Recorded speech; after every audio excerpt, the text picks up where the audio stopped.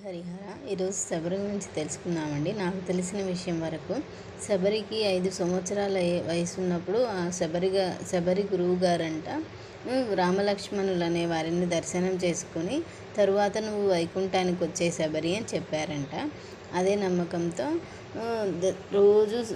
రోజు పనులన్నీ చేసుకొని పూజ చేసుకొని ఎదురు చూస్తూ కూర్చునేదంట. అలా ఎన్ని సంవత్సరాలకి రామలక్ష్మణుల్లో దర్శనం కలిగిందంటే శబరికి 90 సంవత్సరాలు ఉన్నప్పుడు వచ్చిందనమాట.